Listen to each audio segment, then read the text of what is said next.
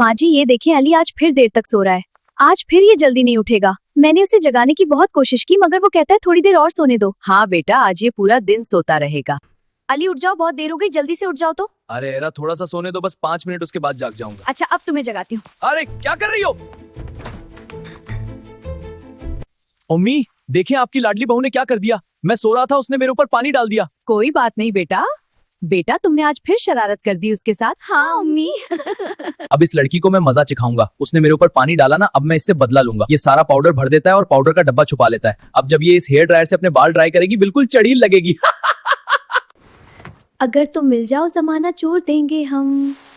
अम्मी माँ, अगर तुम मिल जाओ जमाना छोड़। माँ जी देखिए, अली को उसने क्या किया मेरे साथ। मेरे सारे कपड़े भी खराब हो गए और मेरे बाल भी खराब हो गए। अब मैं क्या करूँ? अली बेटा, ये तुमने कोई शरारत की है ना। अच्छा अली, अब जाकर मना लो उसे, अब वो नाराज हो गई।